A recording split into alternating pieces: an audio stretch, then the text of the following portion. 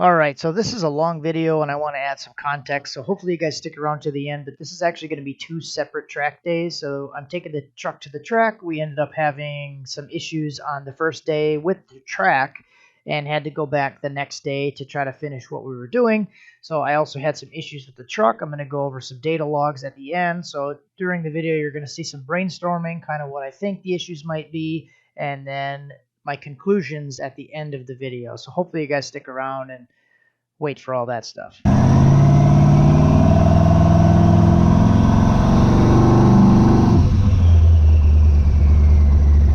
to the track today. Hopefully we can run a 10 today. I think it has it in it now. Let's see.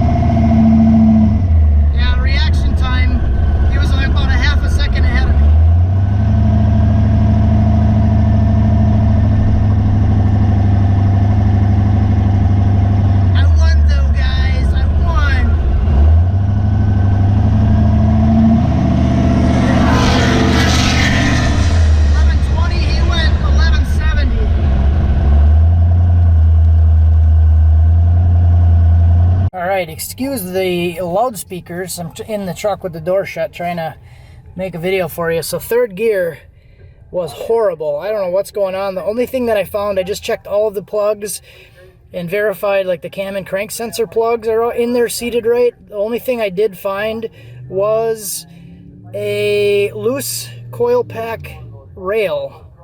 So I'm going to tighten that thing. But I also found that this line coming down right here is my duty cycle for the boost controller, and it's really weird because it starts and goes negative right away, and then it goes all the way down to like negative 100%. So I have a theory, I don't know if it's right, that when I did the axis, I put 0 here. So it basically was starting to use the table at 0 miles an hour when I was building boost on the brake before I left. So right here's the mile an hour. So it was kind of like trying to pull duty cycle already, and it just continued to go negative. So I think I might have freaked it out. So what I did now is I put 1 mile an hour in there and 1 pound of boost instead of 0 and 0. So it doesn't activate the table early. So it's going to activate it after I start rolling. And yeah. So that's one theory. But it went 11.2, guys, with this crap happening in third gear.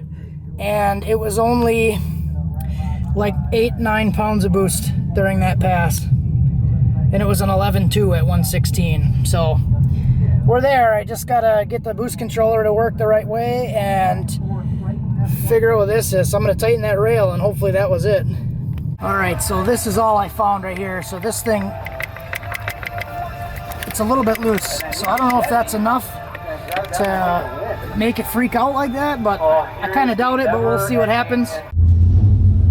All right, guys, so this is a unique situation. Never had this happen before. So they just closed the track. They told us to keep our rain checks, and they closed the track. So there was an oil down. He said he saw like fire under a car, and there was an oil down. So we've been sitting for almost an hour. Said that they're gonna close the track. They said it's a safety issue. There's a power line down. So somebody like hit a power pole, and there's a power line down on the track at the end of the track, and they can't get it fixed. Sounded like it was on the return road though, so now everybody is going to be exiting through the track, driving down the track, and then exiting on one of the turnoffs.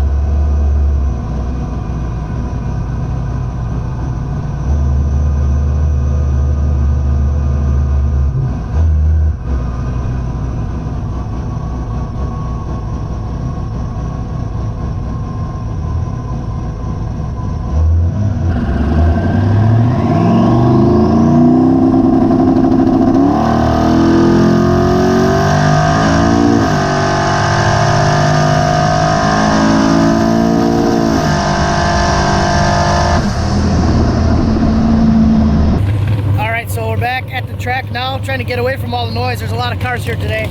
So Saturday they run like an actual race event. So it's not just like the street drags like we normally do. So there's a lot of actual race cars here today. I'm just gonna try to make one pass and get a 10-second pass. That's the goal, and we've been working on it for a long time. I feel like it should do it now. So they ended up cutting the day short last night because it was like an employee, they backed into a utility pole and there was a down power line. So they had to shut it down. So they gave a rain check for today, and it was able to just come back for free. So that's cool. So Hunter's here also. He's gonna try to get a 60 foot down into the 1-2 range. And I'm just gonna make hopefully just one pass. And then what I wanna do is go back home and get my kids and then bring them back here, and then we can just watch the races. So I also figured out what my issue was with the boost and why it was pulling it negative. So I'll go over the logs, but basically I didn't end up having my speed input selected when I was using boost versus speed. And I'll show you what wasn't set up and how I found it when I get home. But it was basically targeting 1 pound of boost, so it was trying to pull it down to 1 pound. That's why the controller kept going negative.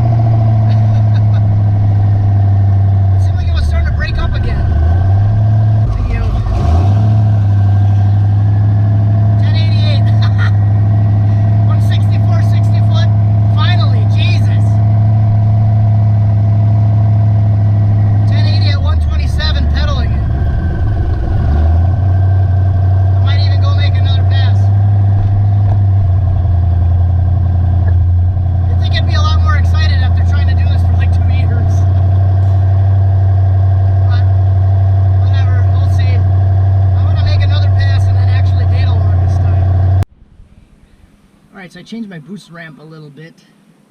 So it'd come in a little bit slower, and then as I was doing that, somebody came up and asked us if we spun in lane 1. And he said that the lane is really bad and everybody's been spinning and people are complaining about the prep on that side. So he said, don't think it's the car. He was talking to Hunter. He said, don't think it's the car, it's the lane. The lane was bad. So, because he spun really bad too. So I'm going to try to get the other lane, ramp it in a little bit slower. I did add another pound up top. So we'll see. I want a data log and then try to get a clean pass without breaking up. I felt like it was breaking up, but I want to confirm it with the data log. So either way, I'm happy with it. But you know, you always know it could be better. Like you lifted and then it was breaking up. Like you want to get a clean pass. If it's going 1080 with doing that, then what does it have in it? Like 1050, 1030? I don't know. But either way, I guess I can't complain about a 1080 on street tires with a stock Ranger front diff, 4-wheel drive.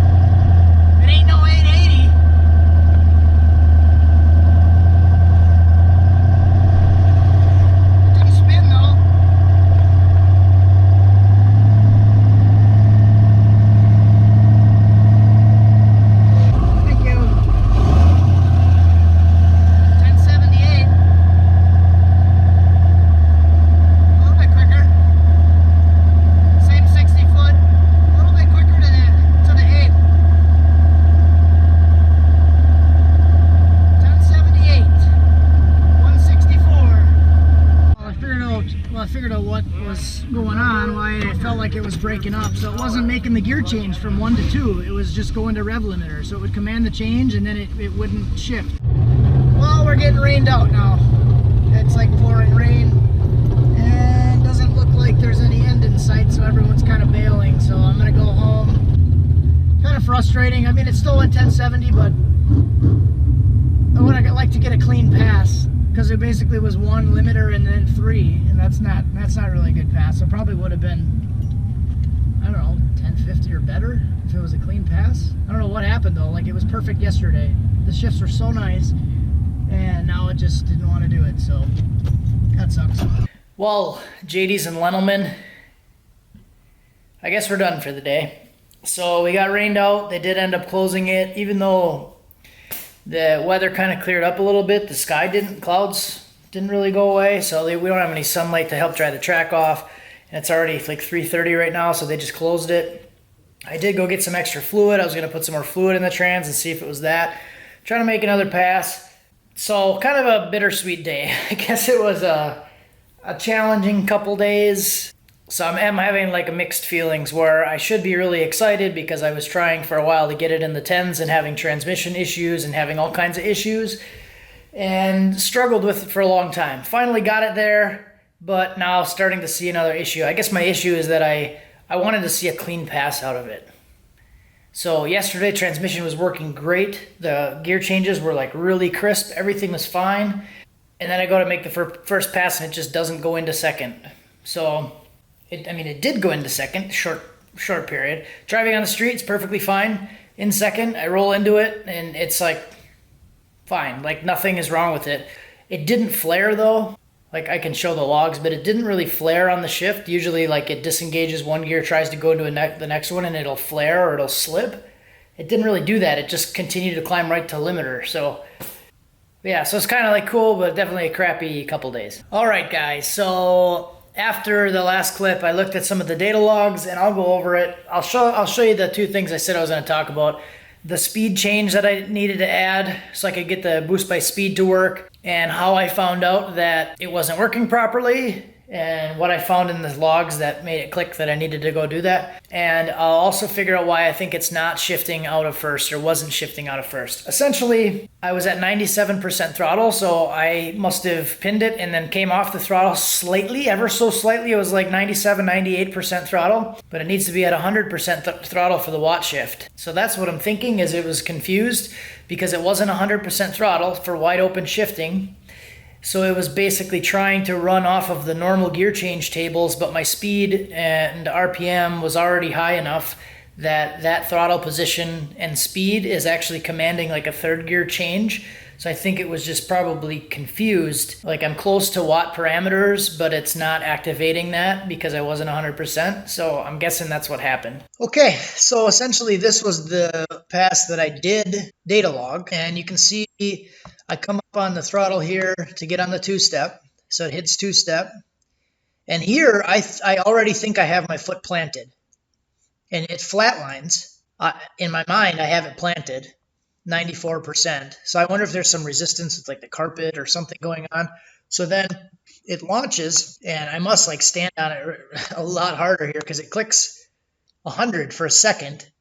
But then as the boost starts to ramp in and RPM starts to pick up, the throttle position drops down to 97, 98%. And that must just be when it's launching and starting to pick up power. I must slide back in the seat just enough that it lifts it off 97%, lifts it off to 97%, and it just doesn't want to do a gear change. So I'm commanding it at like 6,800, and you don't see a slip. Usually like in between gear changes, you'd see like a flare. If it's disengaging first and trying to go into second and it slips, it doesn't catch, it'll flare up and hit rev limiter.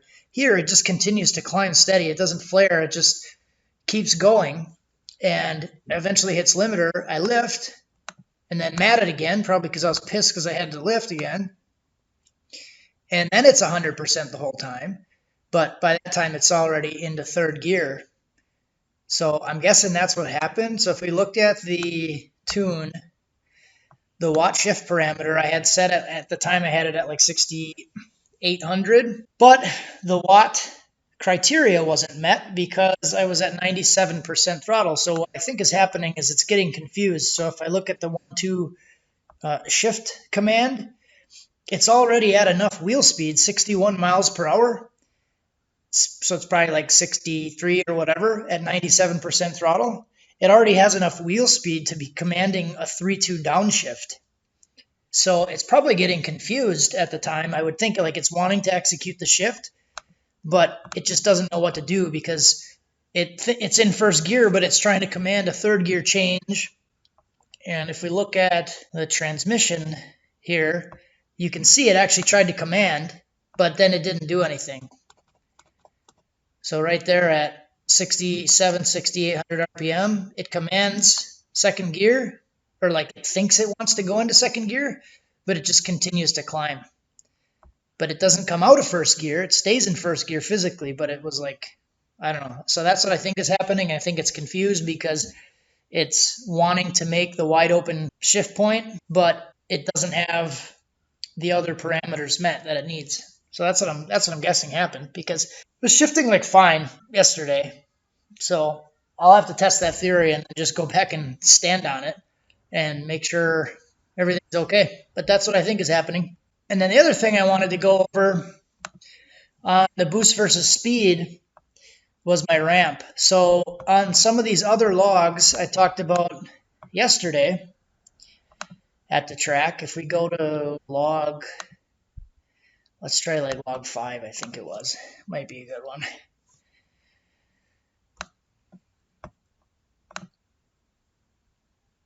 So yeah, and just look how crisp these gear changes are. It's like doink, doink, doink, doink. Yeah, so that works pretty good. But this yellow line here is my boost solenoid duty.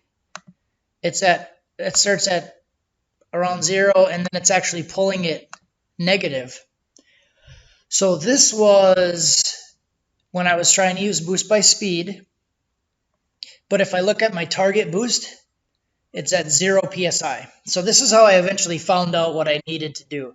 So here's the target boost. I looked at that, 0 psi. And then I thought it was messed up. I thought it was getting confused because I had 0 psi in there. So then if we go to 6, I made the change to take it off of 0 psi. And now if we look at the target boost, it's at 1. So what I did at that time was I changed this first data point from 0 to 1. And that's eventually how I found out this problem, that it was using the first data point in the series. That's all it was doing. So then if I look at the next one, or no, I think I got to go back. So earlier in the day, when I was testing before I went to the track, I was getting it to make good boost. So this pass, I think it was this one right here. So if we look at this point, now it's targeting 15. So I looked at those 3 or 4 different passes, and I saw one was 0, one was 1, and then I think a different one was 6. And that was each time I was changing this table. So the first data point, I originally had it set up at 15 straight across the board. And then I realized, it clicked after looking at 4 different scans, that what it was doing and why it was going negative was it was just pulling this first data point because I didn't have basically an input trigger to start using this table. So, and that was in the boost setup right here. I just didn't have it on speed. So this box was blank and I was using boost by speed. So I just didn't have this box selected. So I select speed and then everything was fine and it started working and then started using the ramp properly. So that was just kind of oversight as I was setting it up. And then I went and did some logs like last night after the track. So now you can see it's a little bit hard to see this little burgundy strip down here. Right here it's targeting 5 psi, and that's basically when the boost controller starts working. So once it hits 5 pounds,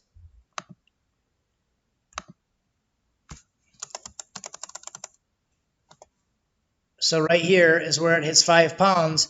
Now you can see the controller is going to start ramping itself down as the boost comes up. So this little burgundy line here is the boost controller actually modulating itself. So that's what I did. Long story short, I forgot to put this on. It basically didn't have an input trigger. So if you're using boost versus time, you can use your trans brake launch input, and then you release that input, it starts your time.